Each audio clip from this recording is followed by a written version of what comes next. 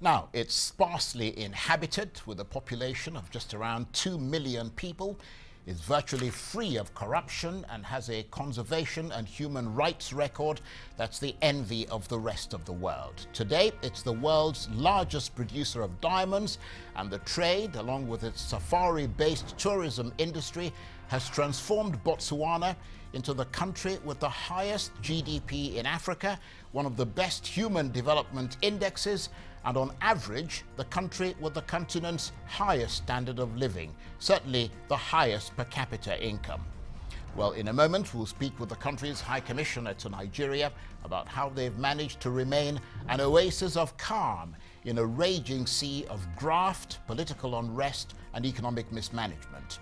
But first, here's a glimpse of what the country looks like from this promotional video clip.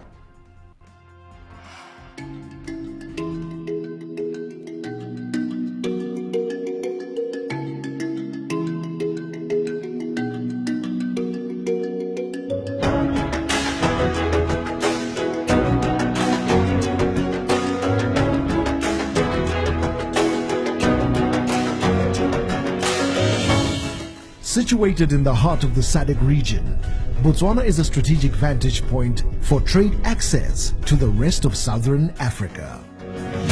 With a potential regional market of over 293 million, our geographic location makes us an ideal base for exports into this growing market. Botswana is known as the Diamond of Africa. The discovery of diamonds in the early years of our independence fueled our rapid growth and robust infrastructural development, rapidly changing Botswana into a modern African metropolis.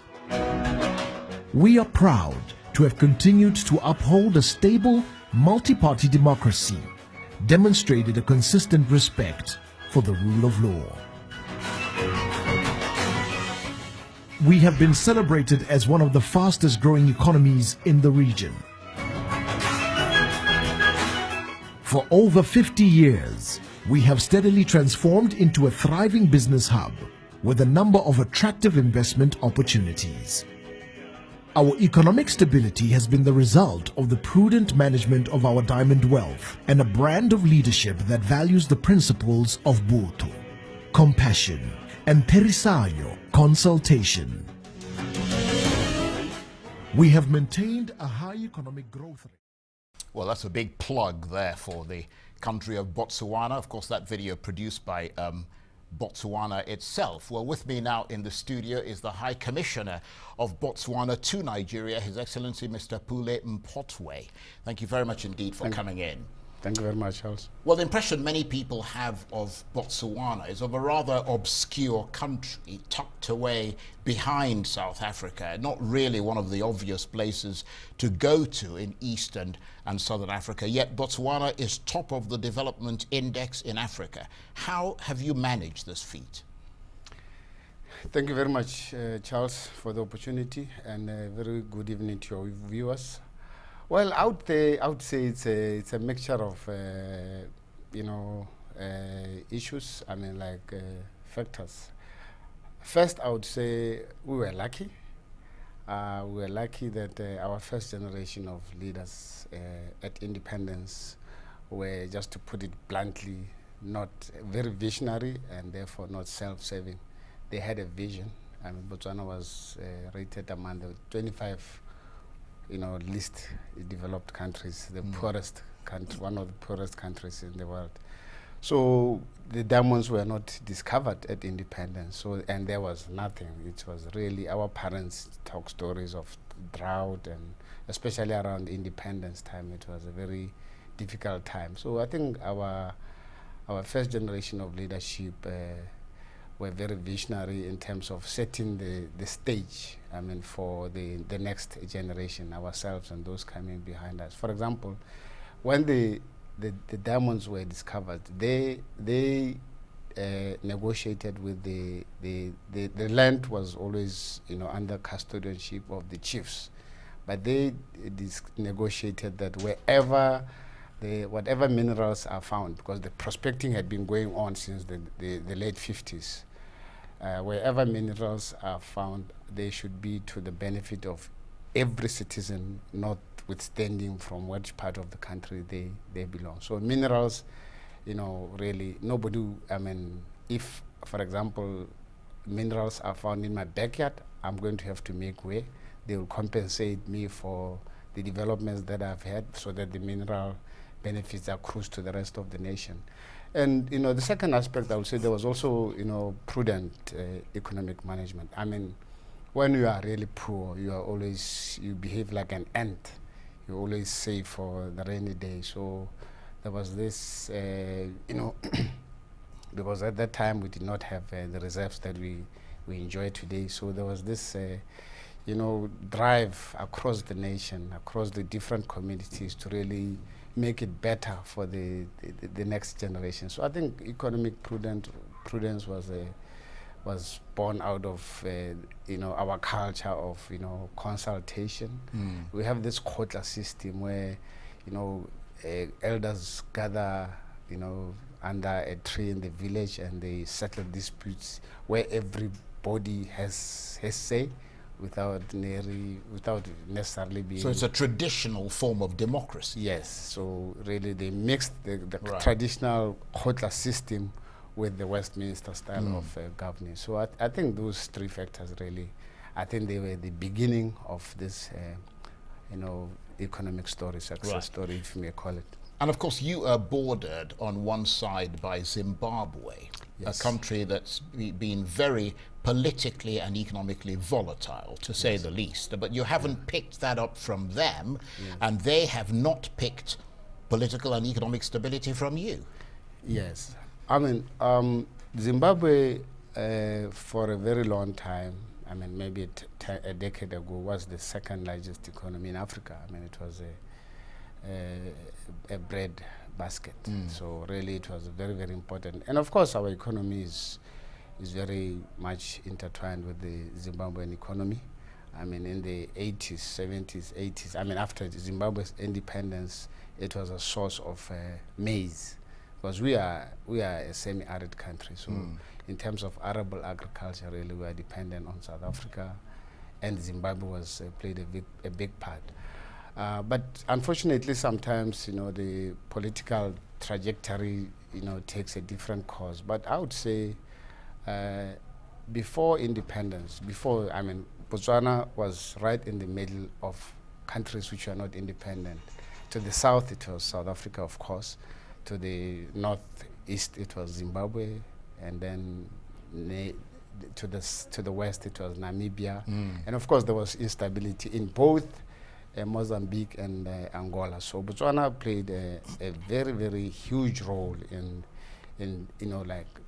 economic emancipation of those countries, because small as it was, they made it very clear that although some of us we cannot impose sanctions on South Africa, but we will not stand in the way of those who can, and we will give asylum to refugees. Well, they could easily have overrun you, though, Yes, couldn't they? yes. During the worst days of apartheid. Yes, especially. So that was a big risk. Yes, it was a big risk that most people took. But of course, we had that visionary first president who was basically the number one, basically a foreign minister, because he played a huge role in the OAU and in the formation of what we call now the Southern African Development Community, which idea was born out of his office, where himself, President Cesar Tsakhama, President Nyerere, President Kaunda, formed this frontline states with assistance of countries like Nigeria, of course, in Africa, who were already independent,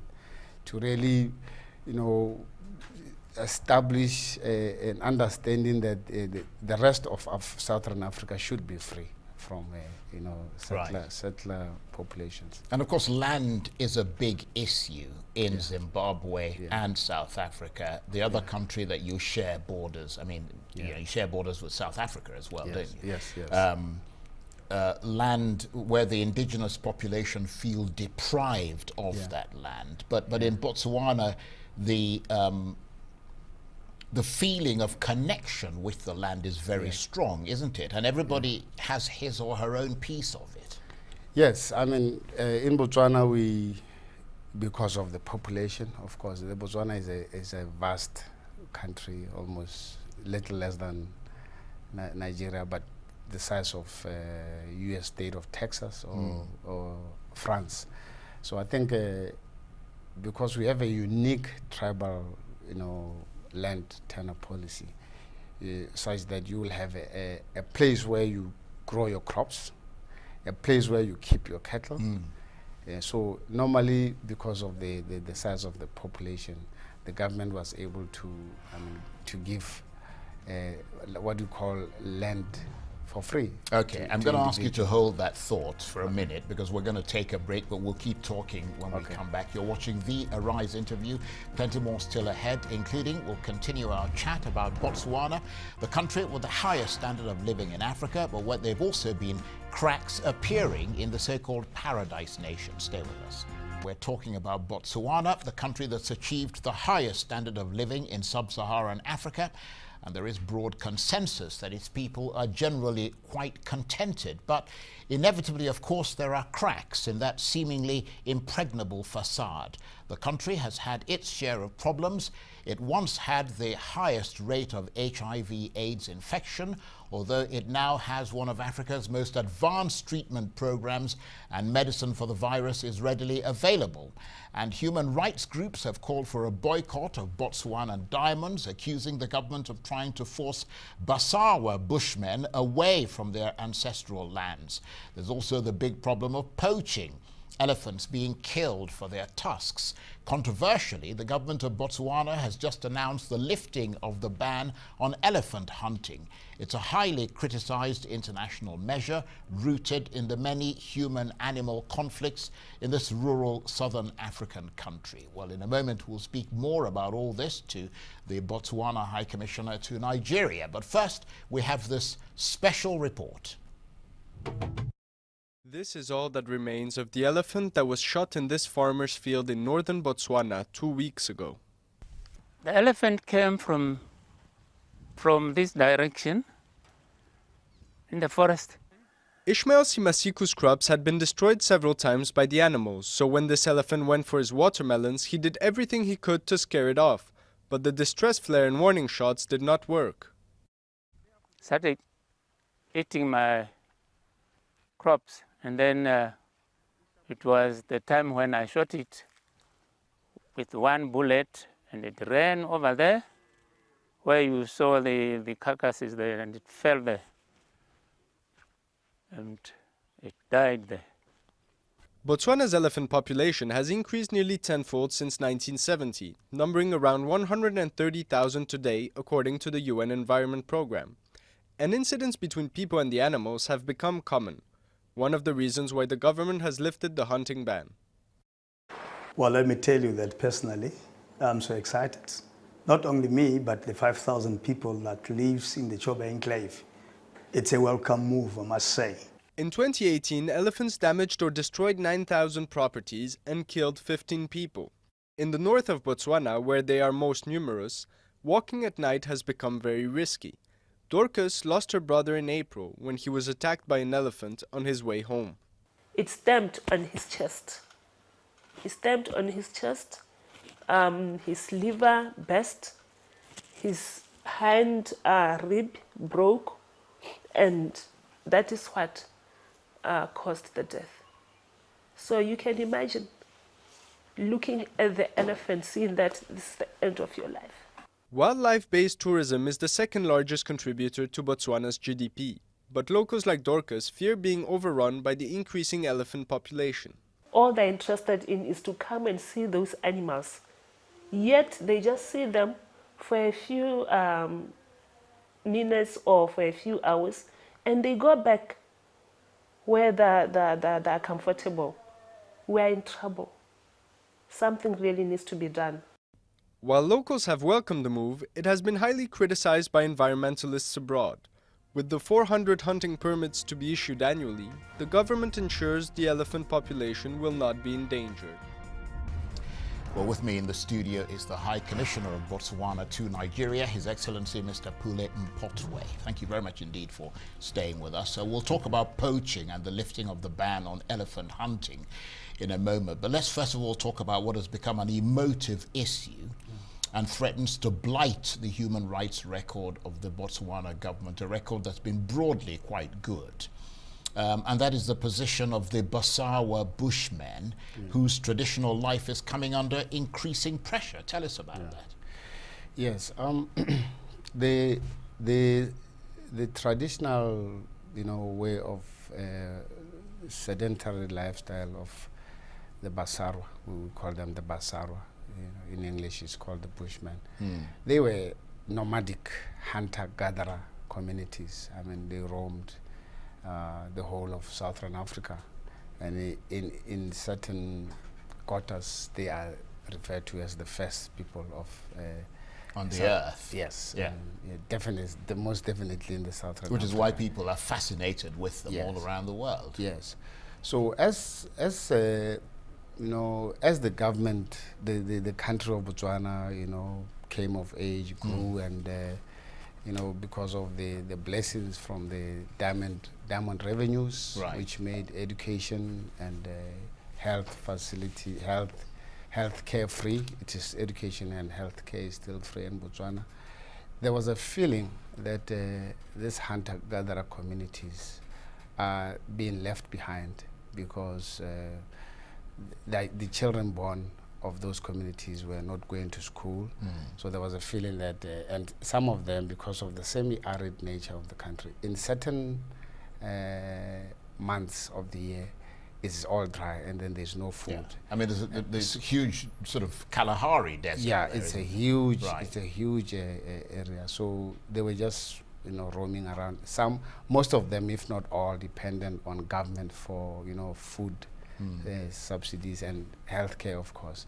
But it was felt that maybe because they were living in the national parks and game reserves side by side with animals, so it was felt that because really the traditional way of life they were living has changed. Now they were rearing domestic animals, goats, sheep, cattle, chickens. So it was felt that maybe it would be better to move them to communities outside the world reserves and game reserves so that the amenities can be provided for them. Yeah, but were they consulted in those discussions? Because they didn't seem to want to be moved off the land. I mean, the claim is that they're being pushed off the land because of the mining of diamonds.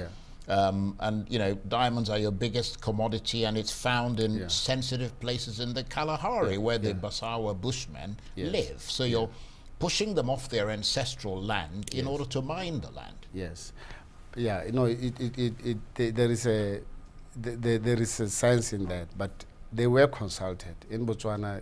As I mentioned earlier, there is this traditional quota system. It's almost impossible for government, or let alone anybody, to just come and impose, which is something maybe which we can discuss later when it comes to the hunting ban.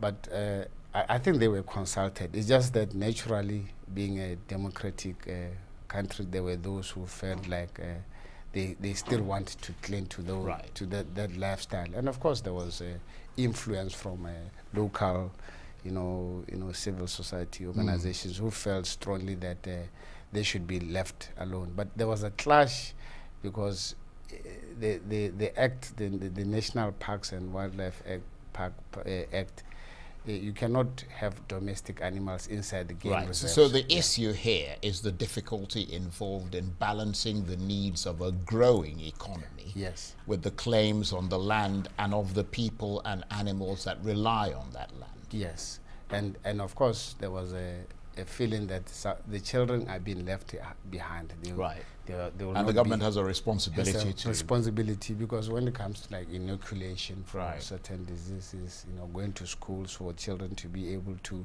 compete in the 21st century. It was a very emotive issue for both sides. I mean, for what's the situation now? No, the situation now is those who were really adamant that they would like to stay, they've they've been left to stay. Right, And okay. the government is continuing to help them with So food. you made concessions? Yes. Okay, well, let's talk about the Botswana and the other issue in Botswana, which is suffering, a lot of people suffering from the AIDS pandemic. At one stage, about a decade ago, up to 40% of the population was infected with the HIV AIDS virus. And I understand that life expectancy was reduced from 70 to 45 years. What's the situation today? No, the situation has improved Right. dramatically, drastically. I mean, so much so that the very people who are dying in hospitals have actually gone back to the workforce, because it was a very unfortunate thing. In the 90s, traditionally, funerals in Botswana, even in Southern Africa, are during the weekends. But at the height of the problem in the late 90s, early 2000s, funerals were every day. And if you go there and look at the tombstones, it was very, very young people. I mean, Right. people born in the 70s. I mean, it was a very bad thing. But we were lucky in the sense that, okay, due to the God-given, mineral wealth and the reserve. You could afford to buy the drugs, basically. But also we were lucky in that we had a leadership which showed that this is the most important challenge Right. at this moment. So President Mogai played a very huge role in ensuring that at each and every opportunity for the leaders to speak, it can be whatever the occasion, they had to spread the message of educating the population about abstinence, using protection, But of course, President Mogai also played a huge role in going out to pharmaceutical companies, the MECs and. So it's under control now, basically. Yeah, it's under control in that now Botswana was the first African country to roll out ARVs to its population, but and the education has really, stepped in. Everybody now understand it. It's has now entered the mainstream. Not now, but even maybe I can say even 10 years ago. Okay, we haven't got that much time before we take another break, but let's talk about poaching and the ban on the hunting of elephants, which has been lifted. Controversial, that move by your government, isn't it? Yes, let me just clarify. This is not actually a ban on hunting. It's a hunting ban. Right. Sorry, it's not a ban on elephants.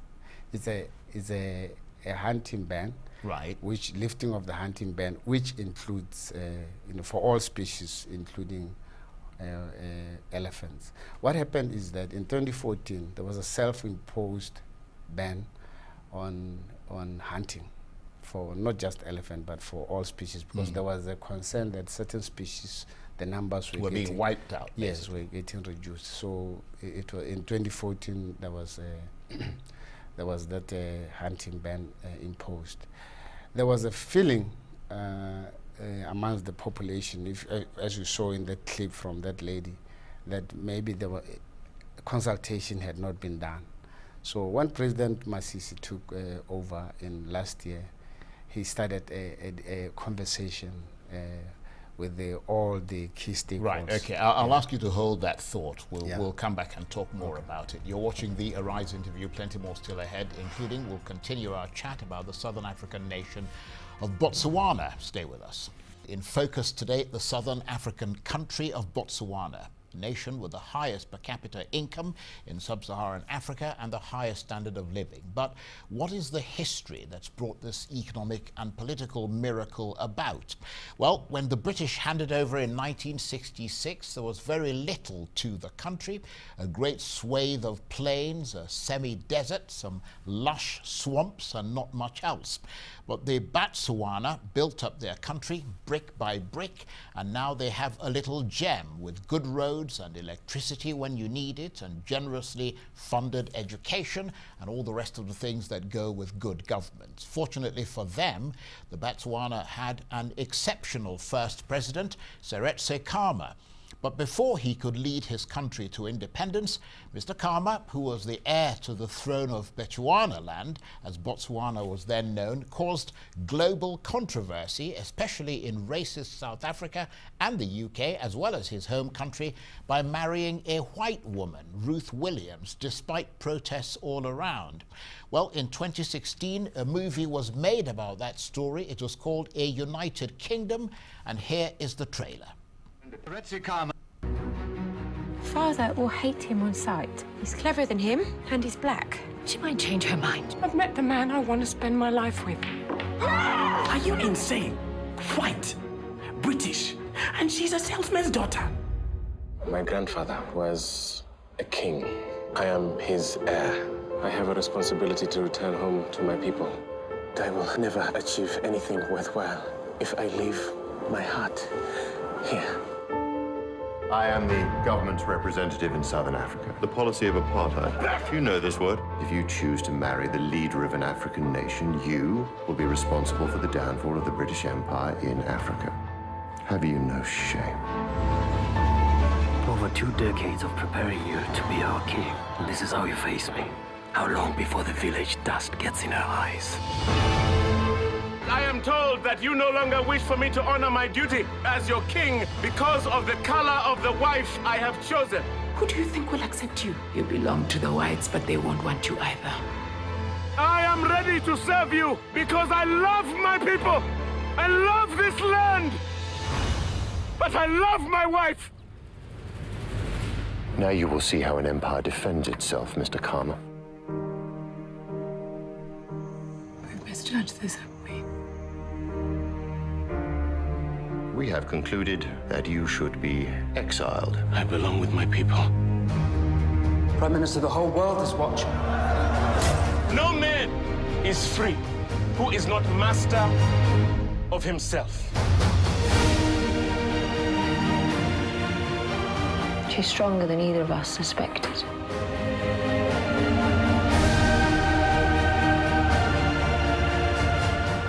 It is time for us to create a new nation. For us to be the masters of our own fate. It is time.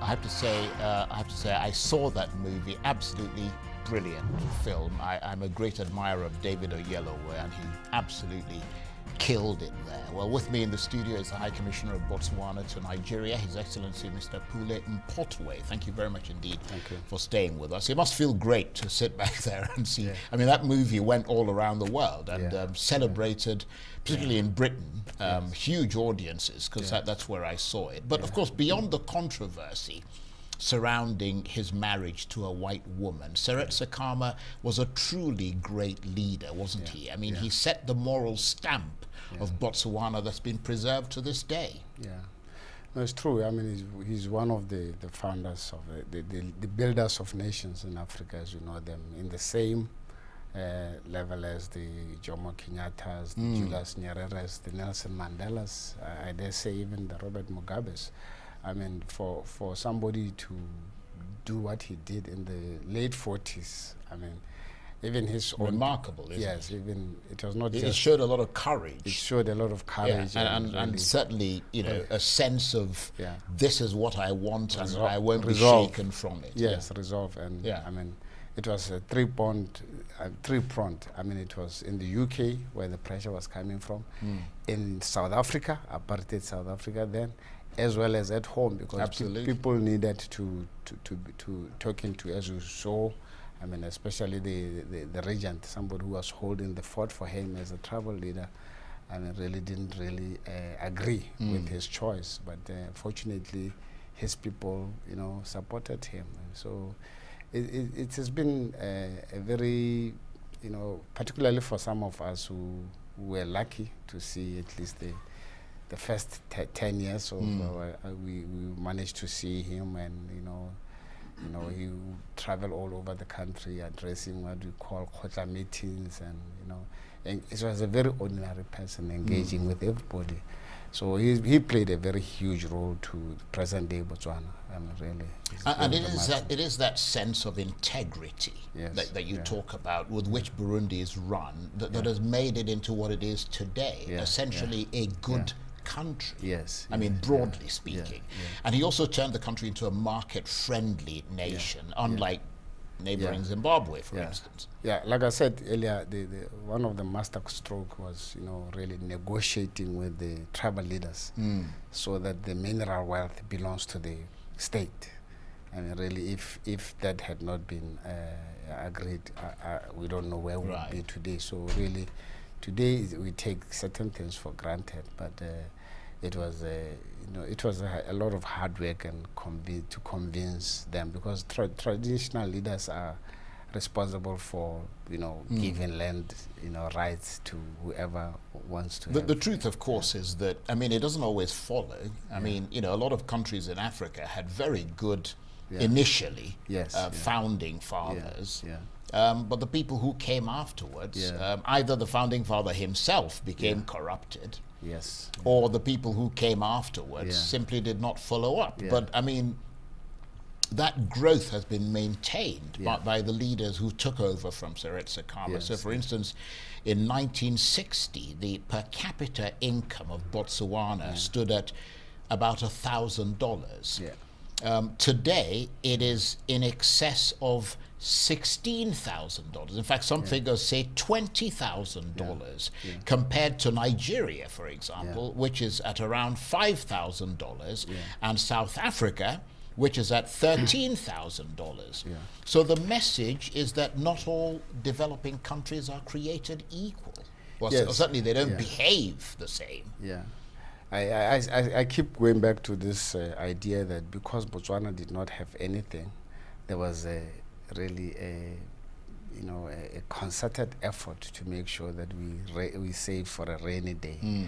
And it is because of this culture of, we call it terrorism in my language, Setswana, which means consulting and making sure that you basically get into yes, even if somebody, if anybody is free to air their, concerns, but once a decision has been made, it pulls along. Well, let me just mention another example here, and I hope we'll have time to go back and finish off that chat about conservation, because a lot of people are interested in that sort of thing. But this is important in learning lessons from Botswana. This is another example. In 1961, Botswana and Sierra Leone, two countries that both produce diamonds, had approximately the same per capita income, as I mentioned, of just over $1,000 US.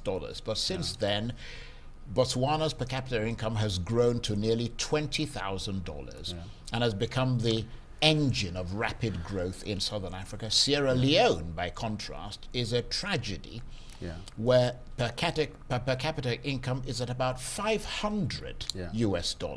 What is responsible for this kind of yawning disparity? I mean, you're an ambassador. Look for us beyond just the borders of Botswana. You're in Nigeria, you've traveled around, you know Africa.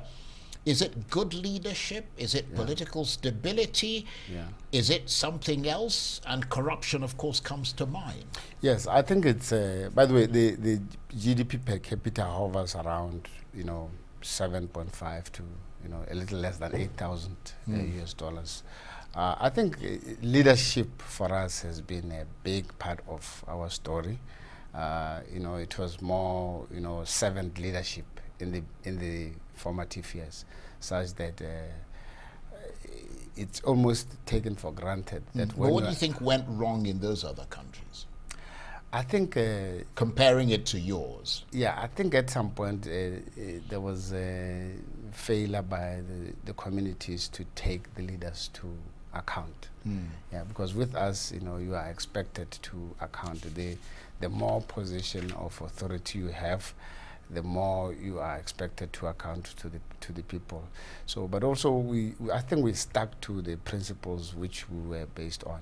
I mean, the rule of law, making sure that potential investors know that they can repatriate their profits, without any hindrance, free exchange controls, and those things really sometimes they help, because now people, the government has to provide that enabling environment. Right. So I think, and this became a culture of good governance, accounting.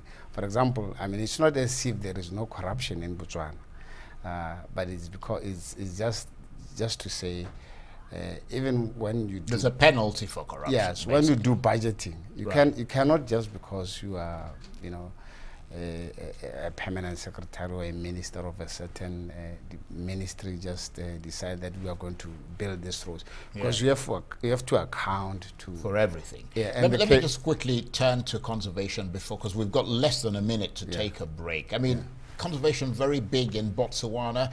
Just last week, more than 500 critically endangered vultures were poisoned in Botswana, apparently by elephant poachers who don't want vultures hovering over their killing grounds and giving them away.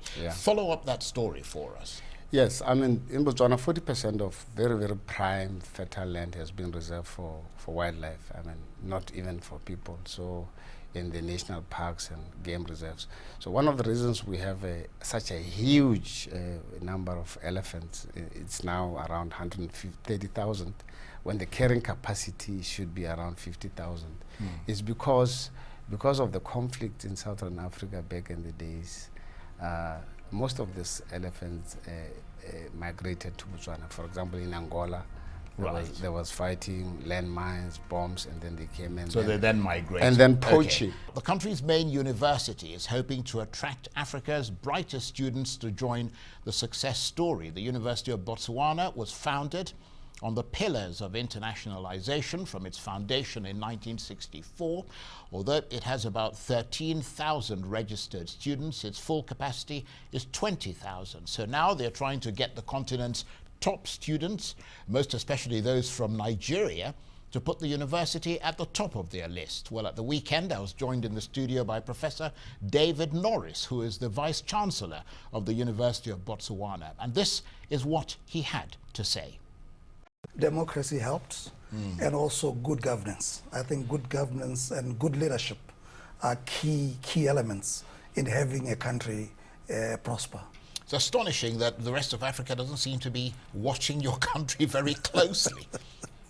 Probably because we are a very small country. Probably because we don't go out there and tell the good story. I don't know what it could be, but it could be a combination of all these. Well, congratulations anyway on doing that. But here you are in Nigeria. Just summarize for us the purpose of your visit. It's a three-pronged mission. We are saying three things. We need to collaborate and partner amongst ourselves in Africa. When people talk about partnerships and collaborations, usually, especially in Africa, we tend to think of the West. We rush to the West. Yes, absolutely. Which, I'm not saying it's a bad thing, but I think we can learn from each other, given the fact that we are from Africa, we have common challenges. And effectively, if we work together, we can solve these common challenges. I think that's very instrumental and very paramount, that we start here in Africa before we run out of the shores of Africa. So what are you doing here then? How are you furthering this objective of yours in Nigeria? Yes, we are furthering it in reaching out to universities here. This very morning we're at the Open University of Nigeria, we're at University of Abuja. I met vice chancellors from University of Lagos 2 days ago. So we are saying let's collaborate in research. Let's collaborate in terms of student exchange, staff exchange, and also increasing diversity in our universities through bringing in students from Nigeria to Botswana and vice versa. That's Professor David Norris, who's the Vice Chancellor of the University of Botswana. Well, with me in the studio is the High Commissioner of Botswana to Nigeria, His Excellency Mr. Pule Mphothwe. Thank you very much indeed for staying with us. Just expand on what he's trying to do here, because as I said to him, a lot of people are very excited about what you're saying, but put it in perspective for us. Yes. I mean, first of all, Nigeria played a very critical role in the human development in the early years. I mean, we didn't have a university. I mean, our university was actually established in 1982. Before we had combination of University of Botswana, Lesotho, and Swaziland, but with no campus in Botswana until much later. So, because of that role that Nigeria played, I mean, when we were growing up, the only Nigerians we knew were, the Chief Justice, the famous Chief Justice Aguda from here.